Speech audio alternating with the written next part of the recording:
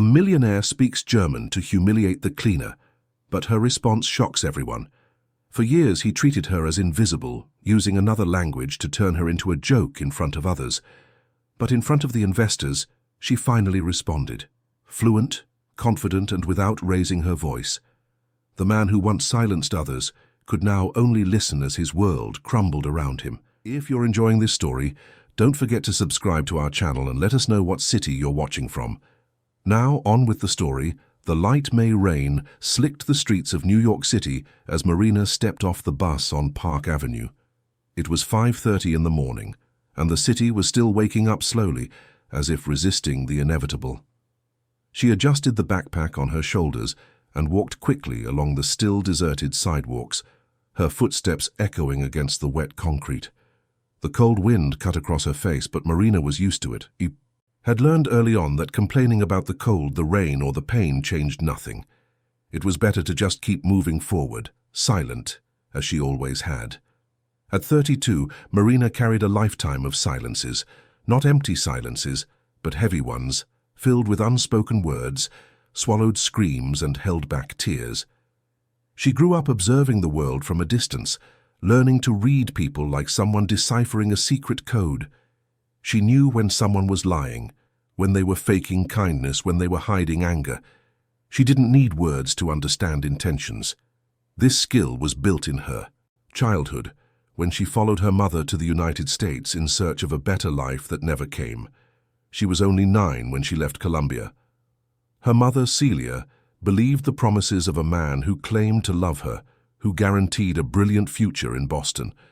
Marina still remembered the hurried goodbye to her grandmother, Eleanor, the tight hugs, the tears the little girl didn't fully understand. The plane was huge, terrifying.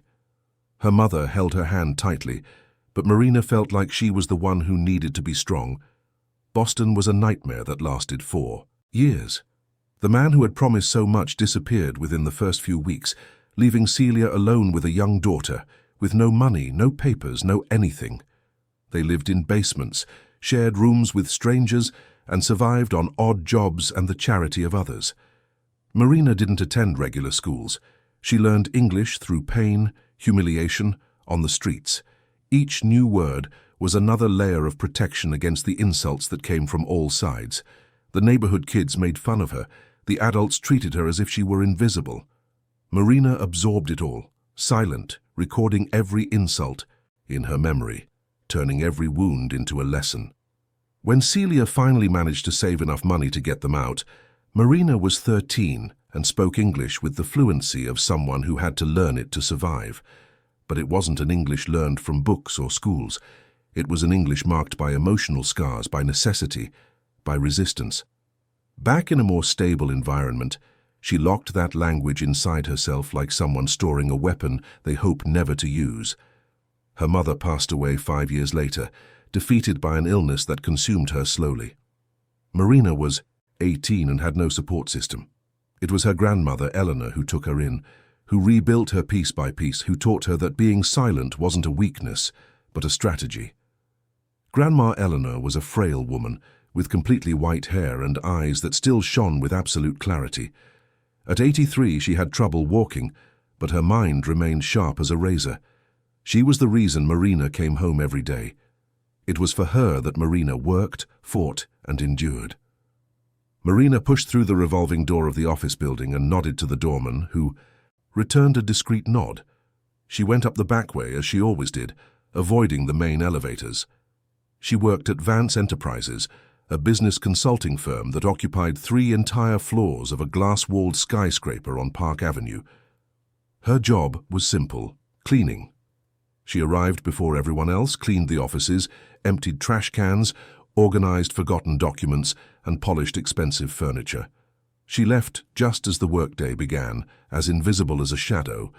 But in that company, being invisible was both a blessing and a curse. The owner of Vance Enterprises was Mr. Arthur Vance, a 52-year-old man who had built his empire with intelligence, ambition, and a generous dose of arrogance. Tall, with broad shoulders and graying hair slicked back with imported gel, Arthur was known in the market as a business genius. A graduate of 2 foreign universities, Fluent in 3 languages, a collector of contemporary art and a connoisseur of rare wines, he cultivated the image of a superior man. His subordinates feared him, his competitors respected him, and his clients admired him.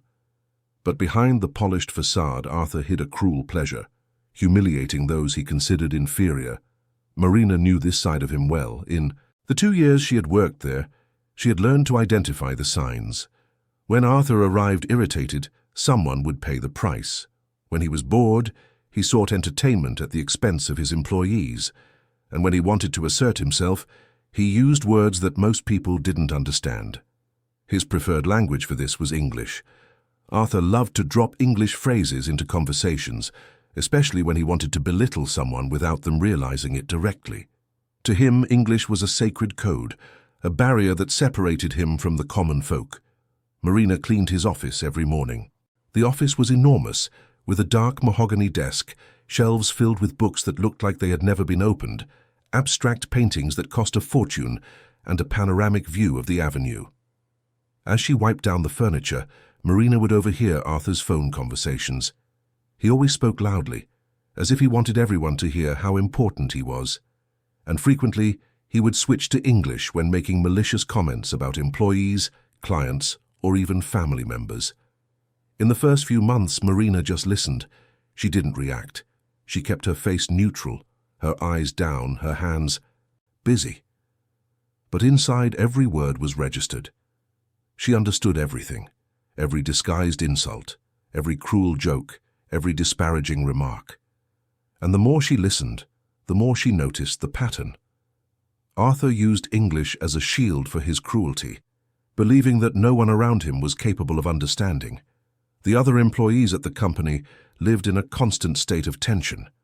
Camilla, the 24-year-old receptionist, trembled every time Arthur walked by. Julian, the administrative assistant, was developing ulcers from the stress. Ryan, the financial analyst, was always quiet, observant, almost as invisible as Marina.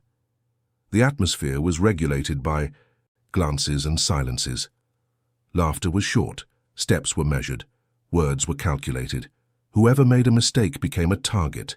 Whoever questioned was fired. Whoever resisted was broken. Marina always finished her shift before 8, when the office started to fill up. That morning, however, she had to come back in the afternoon for an extra cleaning. There was an important meeting scheduled for the next day, and Arthur demanded that everything be spotless. She returned at 3 in the afternoon wearing the same navy blue uniform with the company name embroidered on the pocket. She entered through the back door, took the service stairs, and started working in the conference room. That's when she heard Arthur's voice coming from the hallway. He was talking with 2 colleagues, all in suits, all laughing loudly. Marina kept cleaning, trying to make herself even more invisible. But when they passed the doorway, Arthur saw her. He stopped. He looked at her with that smile Marina knew all too well. It was the smile of someone who had just found a new target.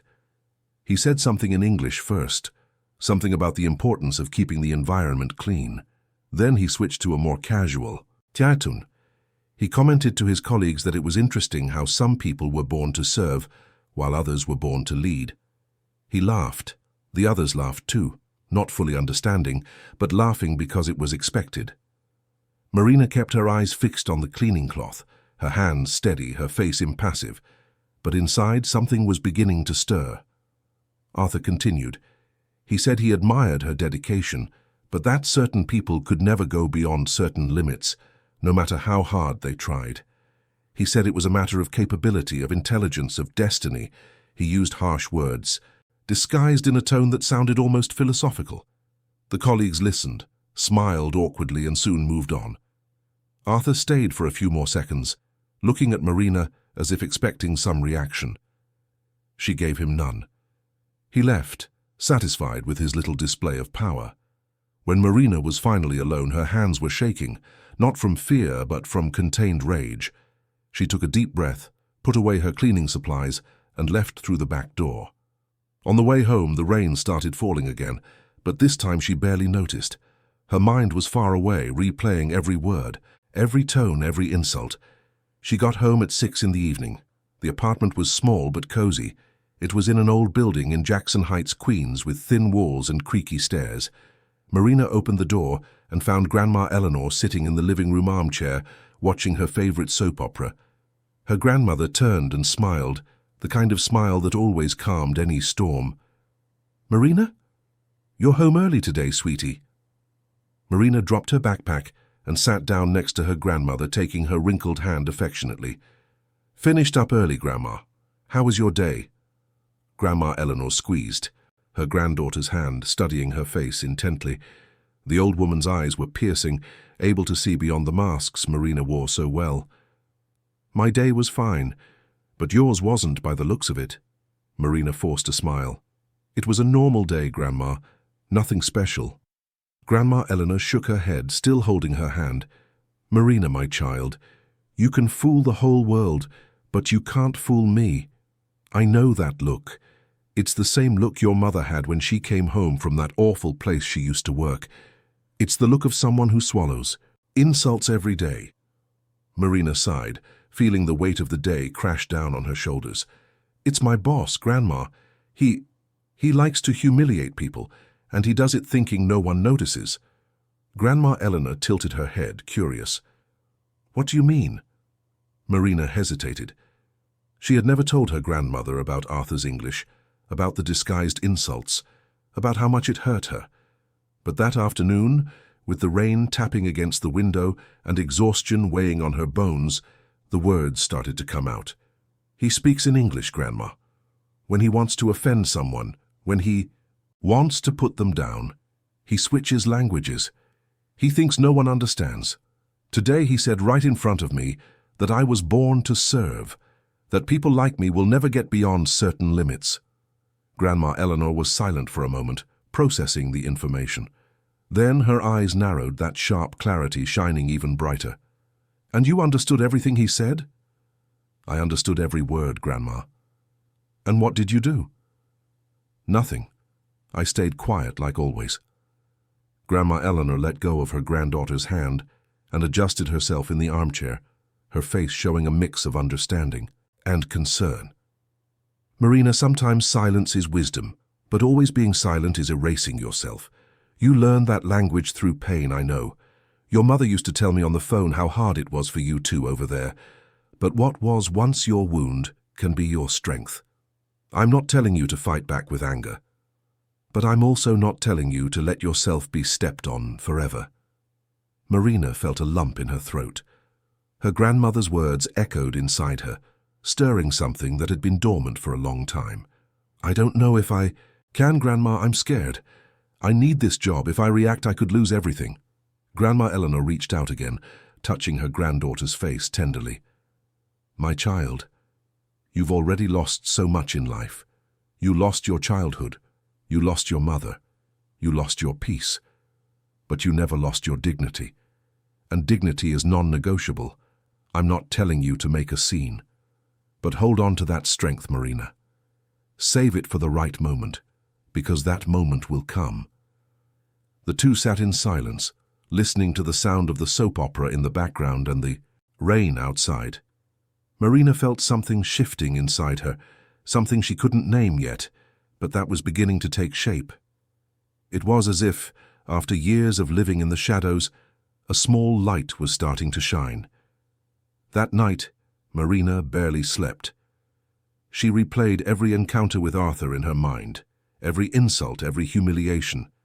But this time, instead of just swallowing the pain, she started to see patterns. She realized that Arthur wasn't just cruel, he was predictable. He used the same phrases, the same tones, the same gestures, and most importantly, he blindly trusted in the ignorance of others. In the following days, Marina returned to work with a new internal posture. On the outside, she was the same, invisible, silent, efficient. But inside, something had changed.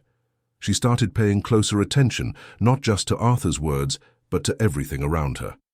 She observed the other employees, noticed who suffered the most, who kept quiet, who pretended not to see. And that's when she noticed Ryan. Ryan was a man in his mid-30s, thin, with glasses, and always a serious expression. He worked in the finance department and rarely spoke to anyone. Marina saw him every day, but they had never exchanged more than a good morning. However, that week she noticed something. When Arthur would drop his English phrases, Ryan would quickly look away, as if he had understood something he'd rather not have heard. Marina started to suspect. Could Ryan understand too? One morning, while cleaning the break room, Marina overheard Arthur on the phone with a client. He was angry, complaining in English about a mistake Ryan had made. He used harsh words, calling Ryan incompetent, lazy, dead weight. Marina, her back to the door, continued washing dishes, but when she turned around, she saw Ryan standing in the doorway, motionless, his face pale. He had heard, and from the look in his eyes, he had understood. Marina's eyes met Ryan's for a split second. It was enough. He understood that she knew too, and she understood that he carried the same secret. Neither of them said anything. Ryan quickly left the break room and Marina went back to work. But something had changed. She was no longer alone. The following weeks brought a growing tension. Arthur seemed increasingly confident, more and more brazen in his malicious comments. Marina became a frequent target. He made jokes about her appearance, her job, her background, always in English, always with that casual tone that disguised the cruelty. The other employees started to notice. Some looked at her with pity, others with indifference. No one defended her. No one intervened. Marina started leaving discreet signs.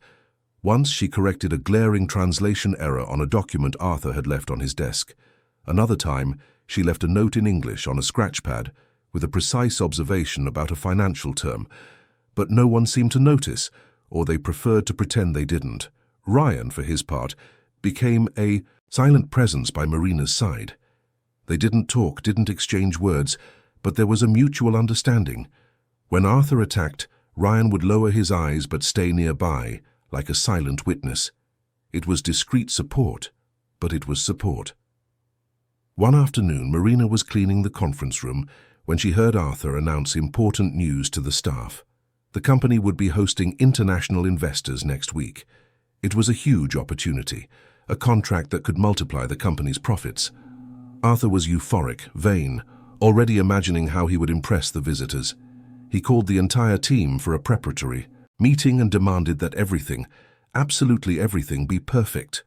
Marina heard it all from a distance as she put away her supplies. She felt a shiver run down her spine. Something was about to happen. She didn't know what exactly, but she could feel it. It was as if all the pieces were moving toward an inevitable point. That night, when she got home, Grandma Eleanor was waiting for her with a worried look. "Did something happen, Marina?"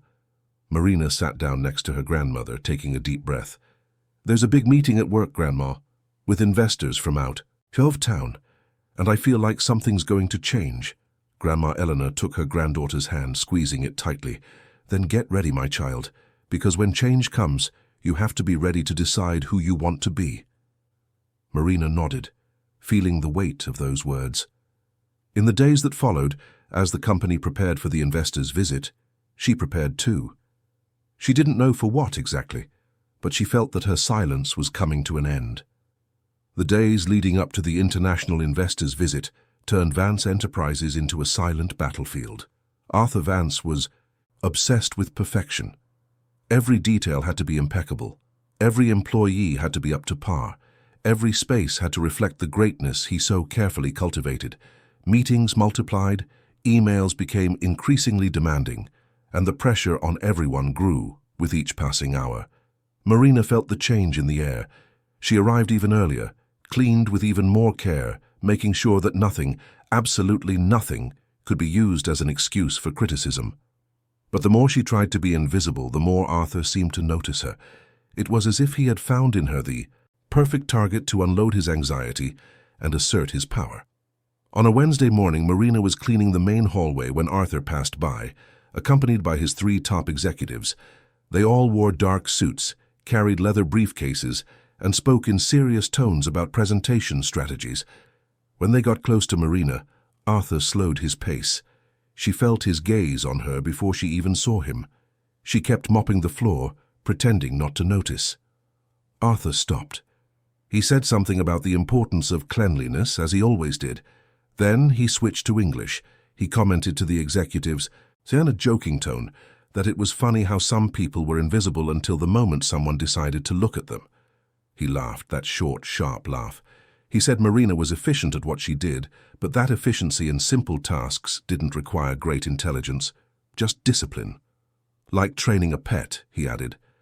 The executives gave awkward, uncomfortable laughs, but none of them said a word.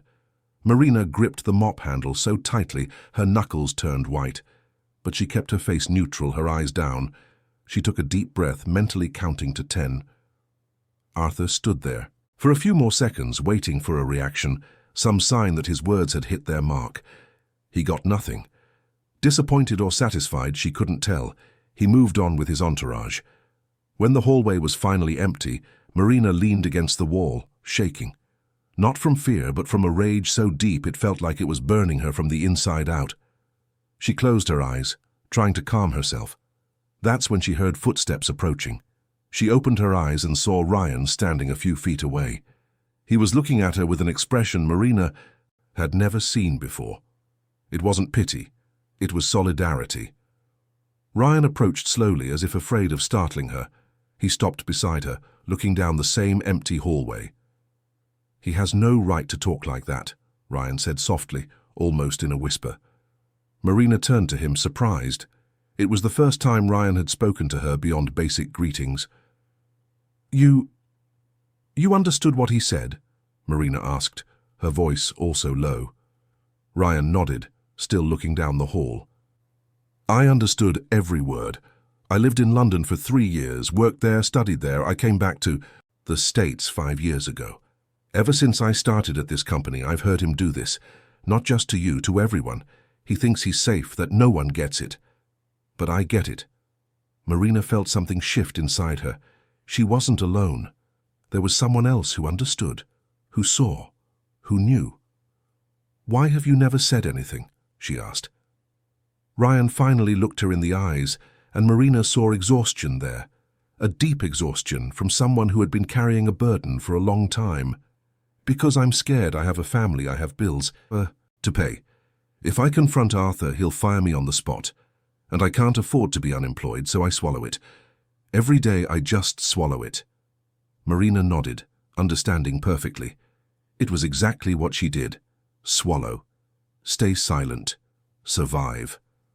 "But one day this is going to end," Ryan continued, his voice gaining a firmness it didn't have before.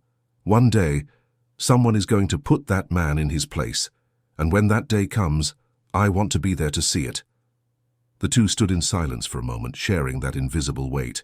Then, Ryan gave a slight nod and went on his way. Marina stood there alone again, but feeling strangely less lonely. That afternoon, when she got home, Marina found Grandma Eleanor in the kitchen making soup. The smell of fresh vegetables and homemade spices filled the apartment, bringing a comfort Marina didn't know she needed. Her grandmother turned when she heard the door open, smiling as always, but the smile faltered when she saw her granddaughter's face. "Was it a rough day?" Grandma Eleanor asked, turning off the stove. Marina dropped her backpack and sat down at the kitchen table, running, her hands over her face. "He's getting worse, Grandma. Every day he seems more brazen, more cruel. Today he compared me to a pet, in front of other executives, in English, of course." Grandma Eleanor dried her hands on her apron and sat down next to her granddaughter, taking her hand. "And what did you feel when he said that?" Marina closed her eyes, letting the emotions rise to the surface. Rage. So much rage I could barely breathe. But I also felt small, insignificant, like he was right. Grandma Eleanor squeezed her granddaughter's hand tightly, her voice firm and clear. "Marina, look at me." Marina opened her eyes and met her grandmother's piercing gaze. "You are not small. You are not insignificant. You are a woman who has survived things that would break most people. You learned a language through pain, built a life from scratch, and you take care of a stubborn old woman like me. That man, that Mr. Vance, he only has power because people let him, but power that is given can be taken away." Marina felt tears welling up, but blinked them back. "I don't know how to react, Grandma. I don't know if I should do something or just keep quiet." Grandma Eleanor grew thoughtful for a moment, her fingers tracing circles on her granddaughter's hand. You know, Marina, I've lived through a lot in this life. I've seen dictatorships, poverty, injustice. And I've learned one thing. There is a time for silence and a time for a voice. Silence protects you, but a voice frees you. You need to decide which time it is for you. But when you do decide, don't be afraid. Because the truth, when spoken at the right time and in the right way, has a power that no lie can tear down. Her grandmother's words echoed inside Marina all night. She barely slept, tossing and turning, thinking about everything that had happened, everything Arthur had said, everything she had kept inside for so long. For the first time, she began to consider the possibility of breaking her silence. She didn't know how, she didn't know when, but the idea had been planted. In the following days, Marina started paying even closer attention. She watched Arthur with different eyes, no longer as a victim, but as a student. She noted his patterns, his weaknesses, his insecurities. She realized he always attacked when he was nervous, when he felt he was losing control. She realized his cruel words were actually armor against his own inadequacies, and most importantly, she realized that all his arrogance was based on a single false premise, the ignorance of others. Marina also began to leave more obvious signs of her knowledge. One morning, while cleaning Arthur's desk, she found a printed email with glaring English grammar mistakes. Arthur had written to an American client and made errors any fluent speaker would spot. Marina took a pen and, in small but legible handwriting, corrected the mistakes in the margins of the paper. Then she left the document exactly where it was, not knowing if anyone would notice. Days later, while organizing the conference room, she found a financial report with technical terms in English. One of them was used incorrectly. Marina took a sticky note and wrote the correction, placing it discreetly on the page. She didn't sign it, didn't identify herself. She just left the message. Ryan noticed. One afternoon, while Marina was cleaning the break room, he came in and closed the door behind him. He looked around, making sure they were alone. "I was the one who found the sticky note you left on the financial report," he said, his voice low but clear. "I almost had a heart attack. I thought someone had found out I understand English and was testing me. But then I saw your handwriting. I recognized it from the cleaning checklist you leave in here." Marina stopped washing the dishes and turned to him. "I'm sorry. I didn't mean to scare you." Ryan shook his head, a half-smile appearing on his tired face. "No need to apologize. Actually, I was impressed. You're not hiding anymore, are you?" Marina dried her hands, thoughtful. "I don't know, maybe. Or maybe I'm just tired of pretending I don't exist." Ryan leaned against the counter, crossing his arms. "You know the meeting with the investors is next Monday, right? Arthur is obsessed. Yesterday he spent 2 hours rehearsing his presentation. In English, of course. He wants to impress the guys from out of town." Marina felt something tighten in her chest. "He's going to use me again, isn't he? To assert himself, to show his superiority." "Probably. He always does when he has an audience. I think it makes him feel bigger." The two were silent for a moment. Then Ryan took a deep breath. "Marina, I don't know what you're planning, if you're planning anything at all, but if you need a witness, someone who understands what's happening, I'm here." Marina looked at him, really looked, and saw not just a co-worker but an ally, someone who, like her, carried the weight of understanding without being able to speak, someone who, like her, was tired of being silent. "Thank you, Ryan. Really." He nodded and left the break room, leaving Marina alone with her thoughts. The meeting was approaching. Only 5 days left, and Marina felt that something important was about to happen. On Saturday, Marina spent the day with Grandma Eleanor. They went grocery shopping at a market in Queens, walked slowly through the crowded streets, and stopped for coffee at an old bakery her grandmother had been going to for years. Grandma Eleanor was weaker lately. Her legs couldn't handle long walks, but she insisted on going out. She said being cooped up at home was like dying a little at a time. As they had their coffee, Grandma Eleanor watched her granddaughter intently. "You're different, Marina." Marina stirred, the sugar in her coffee thoughtful. "Different how?" "Lighter, or maybe heavier. I can't explain it. but there's something about you that's changed." Marina smiled faintly. "Maybe I'm getting ready for something, Grandma." Grandma Eleanor tilted her head, curious. "For what?" Marina hesitated. She still wasn't sure. She didn't know exactly what she would do, but she felt a decision forming inside her, like a seed germinating in the dark. To stop being invisible. Grandma Eleanor took her granddaughter's hand across the table, her eyes shining with emotion. "Then the time has come. The moment I always knew would come. Marina, my child, you learn to survive by being small, but surviving isn't living. Living is taking up the space that is rightfully yours, and if you decide to do that, I will be right by your side. Always." Marina felt tears stream down her face, but this time she didn't hold them back. She let them fall freely right there in that noisy Queen's bakery, holding her grandmother's hand, feeling for the first time in a long time that she had permission to fully exist. The weekend passed too quickly. On Monday morning, Marina woke up with her heart racing. It was the day of the meeting with the investors. She dressed carefully, choosing her cleanest, most well-pressed uniform. She tied her hair back in a tight bun. She looked at herself in the mirror and, for a moment, didn't recognize the woman she saw. There was something different in her eyes, a determination that wasn't there before. Grandma Eleanor was waiting for her in the kitchen, already awake despite the early hour. "Ready?" her grandmother asked. Marina picked up her backpack, taking a deep breath. "Ready." Her grandmother stood up with difficulty and walked over to Marina, placing her hands on her face. "Remember, my child, you don't have to shout to be heard. Sometimes the calmest voice is the most powerful, and you have every right to use your voice." Marina hugged her grandmother, feeling the fragility of that small body, but also the strength that emanated from it. When they separated, Marina left the apartment with a strange feeling.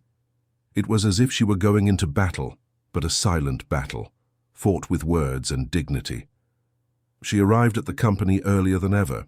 The building was still empty except for the doorman and a few security guards. She went up the back way, entered the conference room and began to clean with meticulous attention. Every table, every chair, every inch of glass. Everything had to be perfect, not for Arthur, but for herself. At 9 in the morning, the employees started to arrive. Camilla, the receptionist, was visibly nervous. Julian, the assistant, was carrying stacks of documents. Ryan passed by Marina and gave an almost imperceptible nod. She returned it. At 10, Arthur arrived.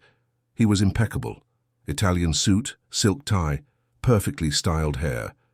But Marina noticed the nervousness in his movements, in the way he checked his phone every minute, in the way he gave quick, sharp orders. He was anxious, and when Arthur got anxious, he looked for targets to release his tension on. The meeting was scheduled for 11.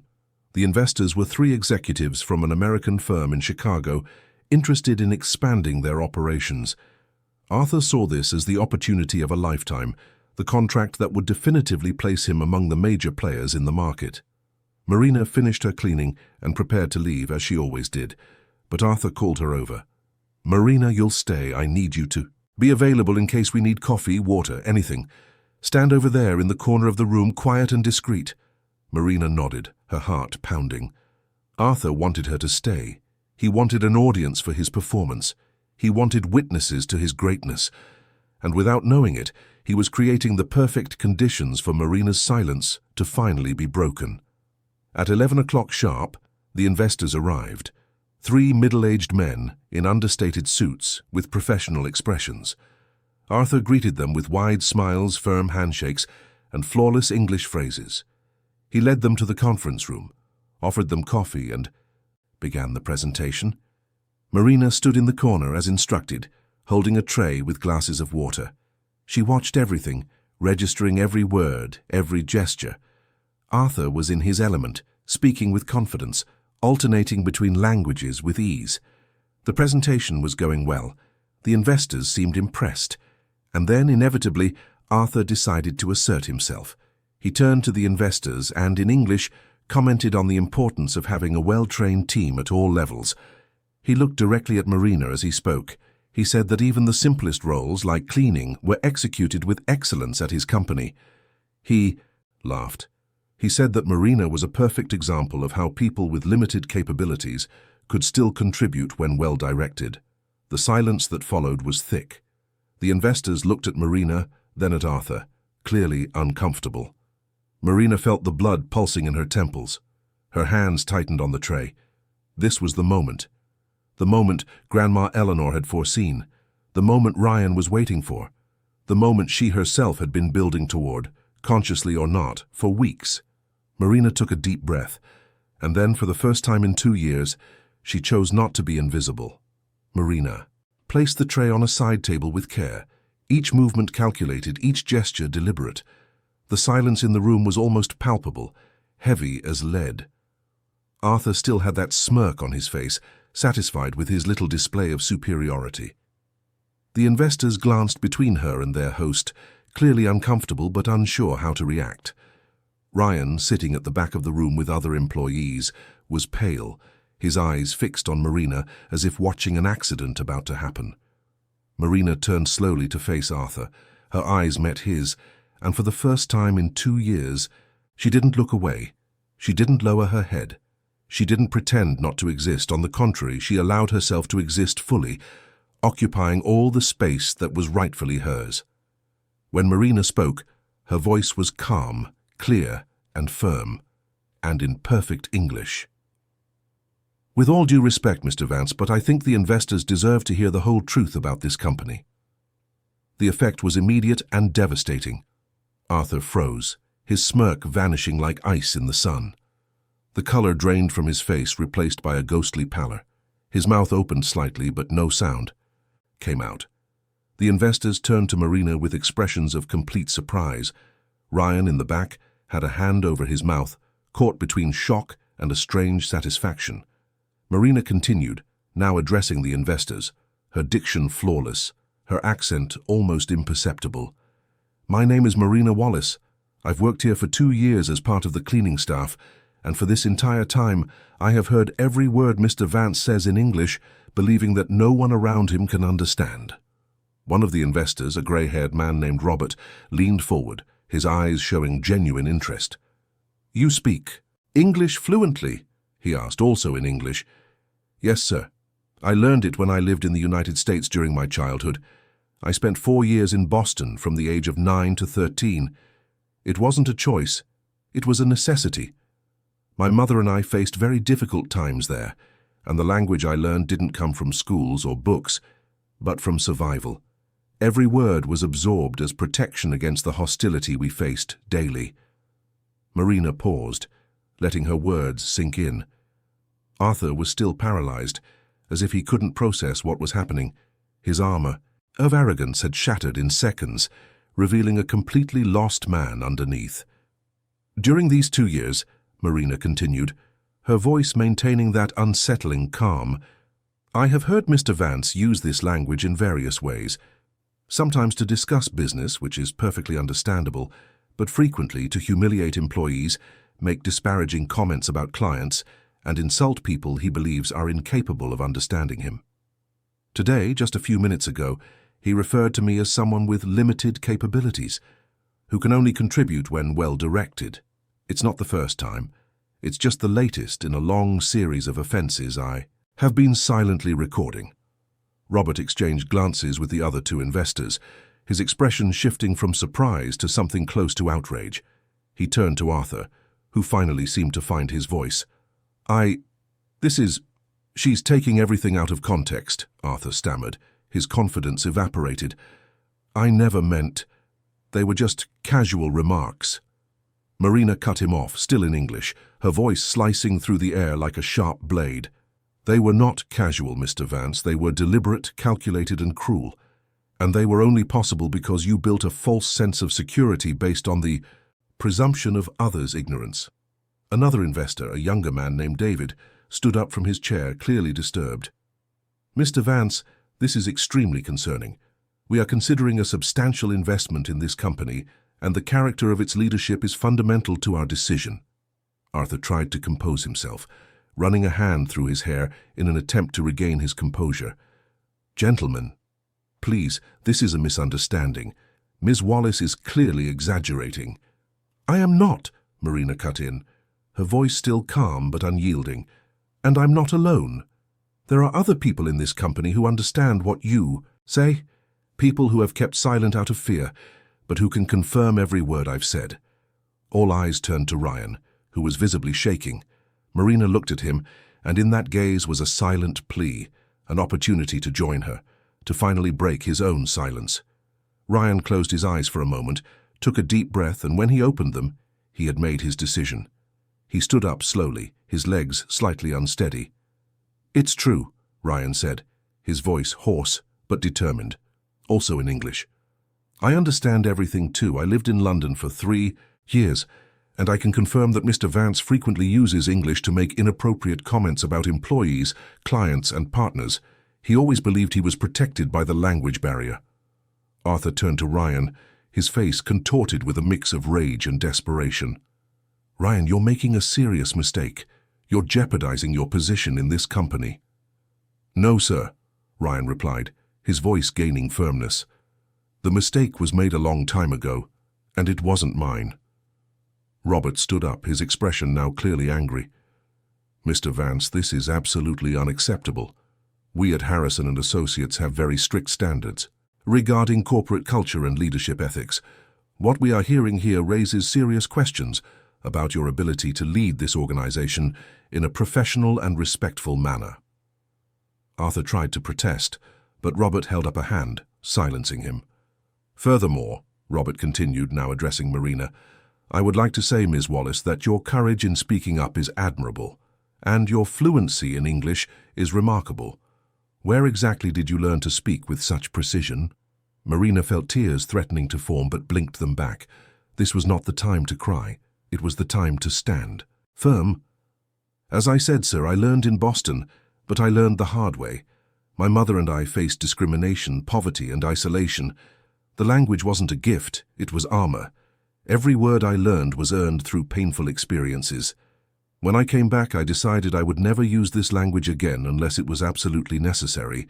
Today, for the first time in almost 20 years, I realized it was necessary. The third investor, an Asian-American man named James, who had remained quiet until then, finally spoke. Ms. Wallace, you mentioned you recorded these incidents. Do you have any documentation? Marina hesitated. She had no formal documentation, no recordings or concrete proof. She only had her memory, her observations, the discreet corrections she had left.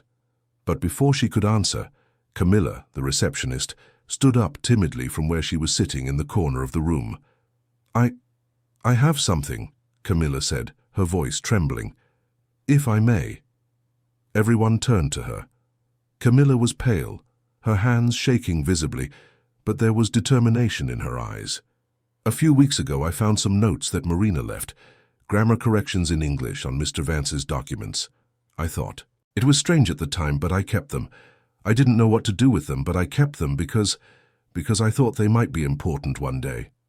Arthur turned to Camilla, his voice a low growl.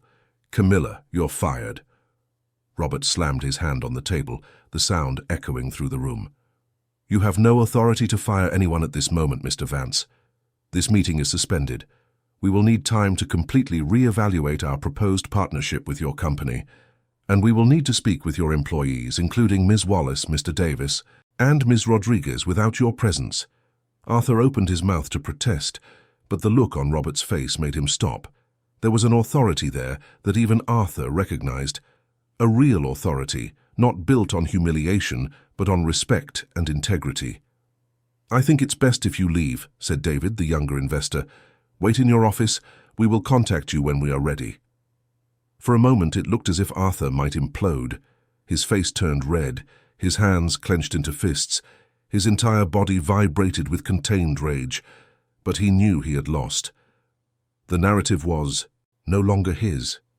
Control had slipped from his grasp. Without a word, he turned and left the room, slamming the door behind him. The silence that followed was different from the ones before. It wasn't heavy or oppressive. It was a silence of relief, of release, as if everyone in the room had finally exhaled a breath they had been holding for a very long time.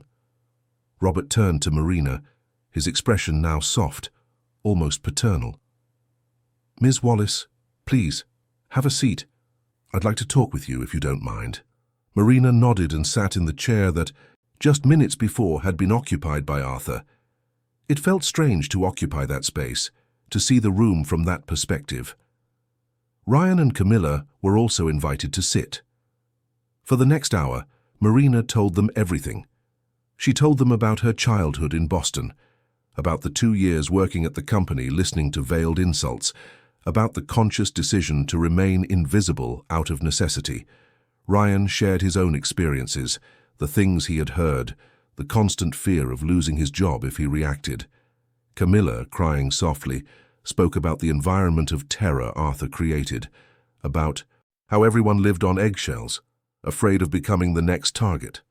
The investors listened intently, asking questions, taking notes, clearly disturbed by what they were hearing. When they finally finished, Robert sighed deeply. "Ms. Wallace, Mr. Davis, Ms. Rodriguez, on behalf of Harrison and Associates, I want to apologize. Apologize for nearly closing a deal with an organization that clearly has serious problems with its culture and leadership.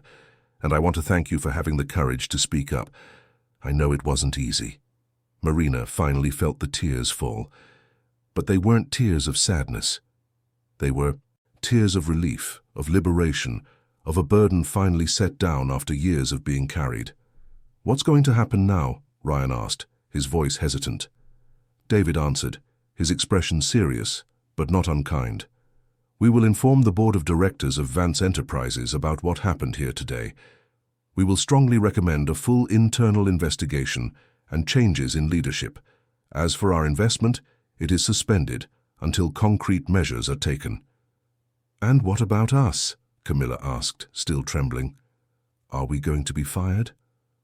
James, who had been quiet for most of the conversation, finally spoke, his voice gentle but firm.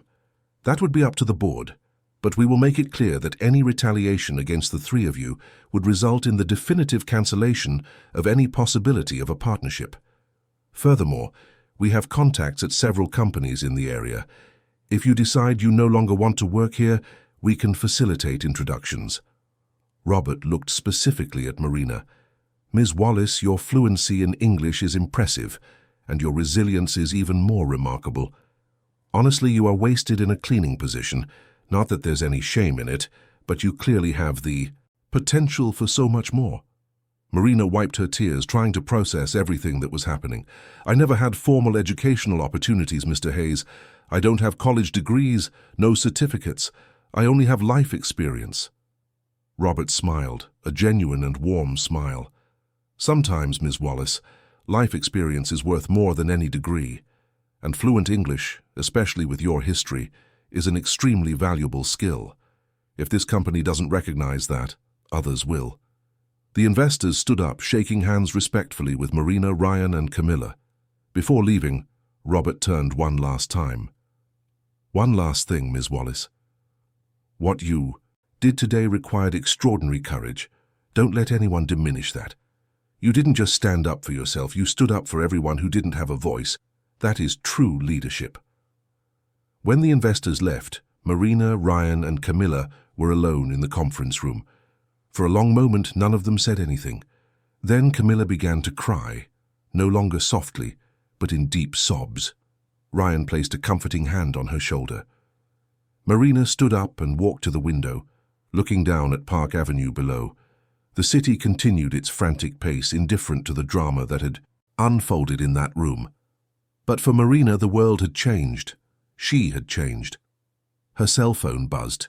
It was a text from Grandma Eleanor, something her grandmother rarely did. "I have a feeling today is an important day.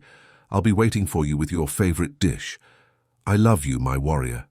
Marina smiled, her tears still falling, but now mixed with something she hadn't felt in a long time. Hope. Hope that maybe, just maybe, the silence that had protected her for so long could finally give way to a voice that no longer needed to hide. On the other side of the door, the entire building was in an uproar. News of what had happened in the conference room spread like wildfire. Employees whispered in the hallways, questions circulated, speculation multiplied. And at the center of it all, locked in his office, Arthur Vance faced for the first time the consequences of years of arrogance and cruelty. The empire he had built on fear was beginning to crumble, and the woman he considered invisible had become the force that set it all in motion. Marina arrived home that night carrying a different kind of weight. It wasn't the weight of humiliation or the forced silence that had accompanied her for 2 years. It was the weight of change, of uncertainty about the future, but also of a freedom she didn't know was possible to feel. When she opened the apartment door, Grandma Eleanor was already waiting in the living room, sitting in her favorite armchair with a smile on her face that said everything without needing words. "It happened, didn't it?" her grandmother asked, her eyes shining with pride. Marina dropped her backpack and sank onto the sofa, still processing everything she had experienced that day. "It happened, Grandma. I spoke up. After 2 years of swallowing it all, I finally spoke." Grandma Eleanor stood up with difficulty, pushing herself up with the arms of the chair, and walked over to her granddaughter. She sat beside her and held her face with her trembling but firm hands. "Tell me everything, every detail," Marina told her. She told her about the meeting, about Arthur's insult, about the moment she decided to break her silence, about the investors' reaction, about Ryan and Camilla joining her, about Robert's words. Grandma Eleanor listened to every word with absolute attention, nodding, smiling, sometimes letting out small exclamations of satisfaction. When Marina finished, her grandmother had tears in her eyes. "Your mother would be so proud, Marina. So proud. You took the pain she lived through, the pain you both lived through, and you turned it into strength. Not into revenge, not into cruelty, but into dignity. That's what makes you truly strong." Marina hugged her grandmother, letting her own tears finally fall without restraint. They stayed like that for long minutes, 2 women who had survived so much, celebrating a victory that wasn't about power but about self-respect. The following days were a whirlwind. The news of what happened at Vance Enterprises spread quickly, first within the company, then beyond it. The board of directors, alarmed at the risk of losing the multi-million-dollar investment from Harrison and Associates, acted with unusual speed. Arthur Vance was temporarily suspended from his duties while an internal investigation was conducted. Marina, Ryan, and Camilla were called into meetings with the Human Resources Department and with board representatives.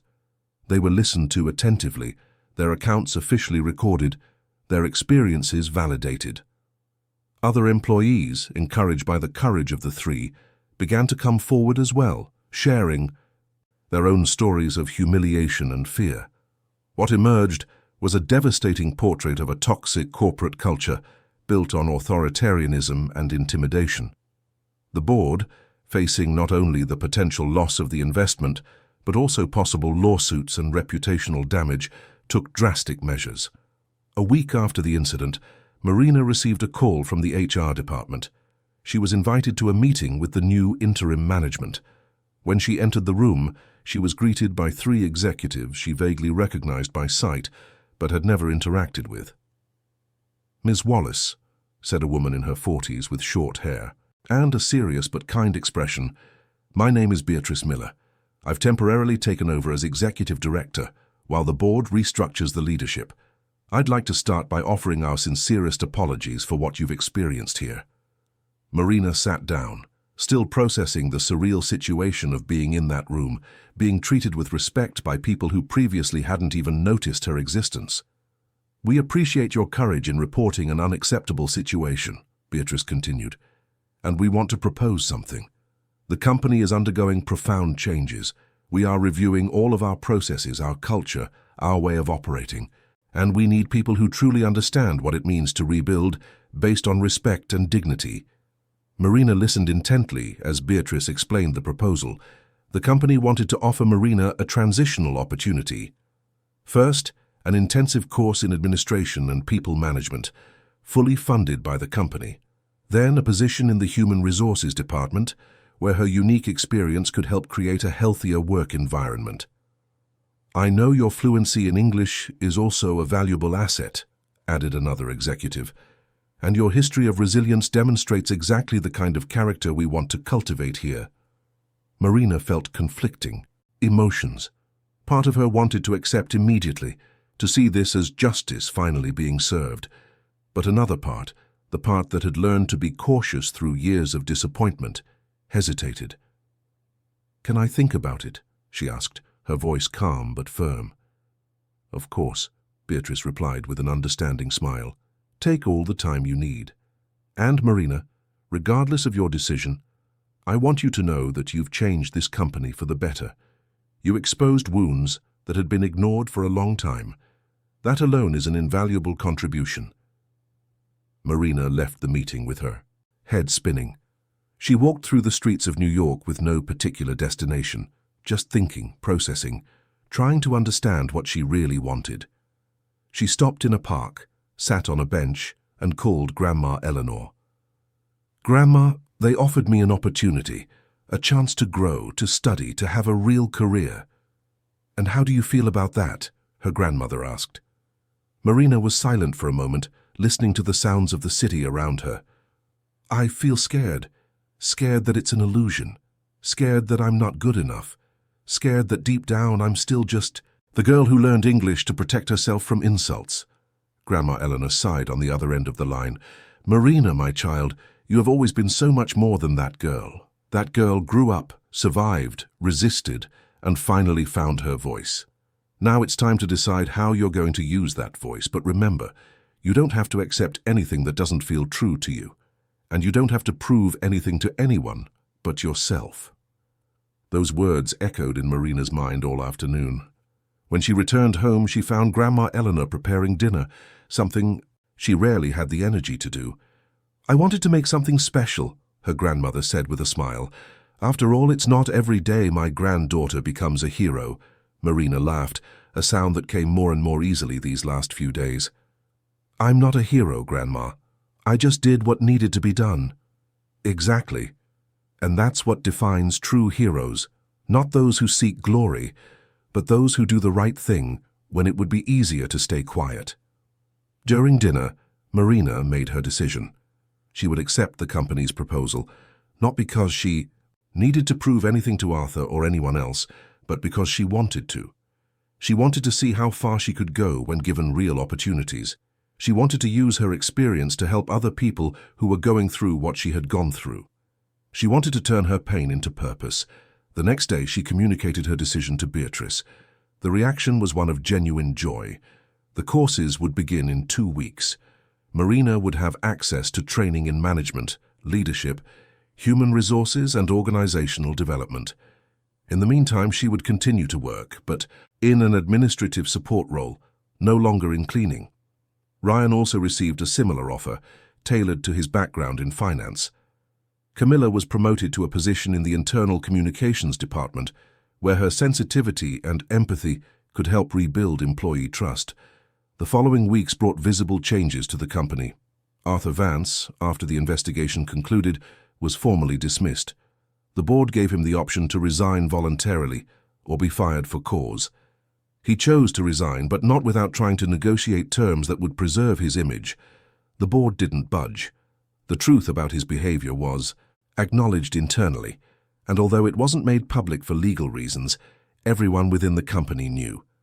Marina thought she would never see Arthur again, that he would simply disappear from her life like so many others who had passed through it without leaving any positive marks. But fate, or perhaps the need for closure, had other plans. 3 months after the incident, Marina was leaving the company at the end of the day when she saw a familiar figure standing on the sidewalk across from the building. Arthur Vance was there, looking noticeably different. The impeccable suit had been replaced by casual clothes. His hair was no longer perfectly styled, and there was something in his posture that suggested defeat. When their eyes met, Marina felt an impulse to simply turn and walk away, but something made her stop. Maybe it was curiosity. Maybe it was the need to see the man who had terrorized her for so long reduced to his basic humanity. Arthur approached hesitantly, as if expecting her to run or scream. "Marina," he began, his voice hoarse, devoid of the arrogance it used to carry. I wanted to talk to you if you'll let me. Marina crossed her arms, not defensively, but maintaining a clear emotional distance. I'm listening. Arthur took a deep breath, and Marina noticed he was trembling slightly. I want to apologize. I know words aren't enough. I know what I did was indefensible, but I need you to know that in the last few months since everything happened, I've done a lot of reflecting about who I became, about how I treated people, about how I used my power. Marina said nothing, just waited. I grew up being taught that being strong meant dominating others, Arthur continued, his voice breaking slightly. That having an education and resources gave me the right to look down on people, and when I built this company, I perpetuated those same toxic patterns. You, Marina, and everyone else I hurt paid the price for my arrogance. Marina studied his face. There was regret there, she could see it. But there was something else too. There was the pain of a man who had lost everything he considered important and was being forced to confront who he really was. Why are you telling me this? Marina asked, her voice neutral. Because you deserve to hear it. And because somehow I need to say it. I don't expect forgiveness, I don't think I deserve it. But I needed you to know that what you did, by speaking up, didn't just change that company. It changed me. It forced me to see the monster I had become. Marina was silent for a long moment. Part of her wanted to feel satisfaction at Arthur's downfall, at his humiliation. But she found that she didn't. She just felt a strange neutrality, as if she were looking at a chapter of her life that had already been closed. Mr. Vance, she said, finally, I accept your apology. Not because it changes what happened, but because holding on to anger would only hurt me. What you did was wrong, deeply wrong. But what I've learned is that hurt people often hurt other people, and the cycle only breaks when someone decides not to pass the pain along. Arthur had tears in his eyes now, something Marina never imagined she would see. What are you going to do now? Marina asked, not out of morbid curiosity, but out of a genuine, albeit distant, human interest. I'm in therapy, he replied, trying to understand why I became who I became, and I'm looking for ways to use what I've learned to help others not make the same mistakes. Maybe writing, maybe teaching, I don't know yet, but I know I don't want to be that man anymore. Marina nodded. Then I hope you succeed. Not for me, but for all the people you might still positively impact. She prepared to leave, but Arthur spoke one more time. Marina, can I ask you a question? She stopped and looked at him. Why did you wait so long? Why didn't you speak up sooner? Marina thought about the question, about the complex layers of fear, necessity, and survival that had kept her silent. Because I was afraid, because I needed the job, because I learned, at a very young age, that sometimes being silent is the only way to survive. But I also learned, thanks to my grandmother, that there comes a time when silence stops protecting us and starts imprisoning us. That day, in the meeting, was when I realized I had reached my limit, that I couldn't live by making myself small anymore. Arthur nodded slowly, absorbing her words. Thank you for listening to me. And, Marina, congratulations on what you've achieved. I hear you're doing very well at the company. You always deserved more than I was willing to see. Marina didn't reply. She just gave a slight nod and walked away, heading toward the bus stop. When she looked back, Arthur was still standing there, a diminished figure against the backdrop of the immense city. That night, Marina told Grandma Eleanor about the encounter. Her grandmother listened in silence, and when Marina finished, she took her hand. You did the right thing, my child. Not in forgiving, because forgiveness is a personal choice, no. One is obligated to make, but in not allowing anger to consume you. That shows how much you've grown.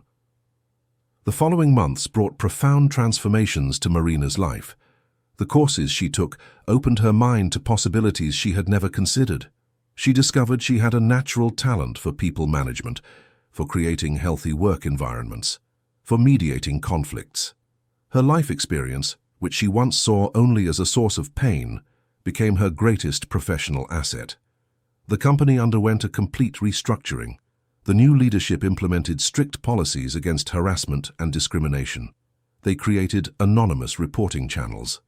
They invested in diversity and inclusion training. And Marina became a key part of this process, using her story as an example of what should not be allowed and her transformation as proof of what is possible when you truly invest in people. Ryan became one of the company's top financial analysts, his competence finally recognized and valued. Camilla discovered a passion for corporate communications and was developing internal campaigns that genuinely connected with employees. The three maintained a close friendship, united by their shared experience and mutual respect. Sometimes when they met for lunch, they would reminisce about that day in the conference room, hardly believing they had had the courage to do what they did. Harrison and Associates finally approved the investment in the company, impressed with the changes that had been implemented.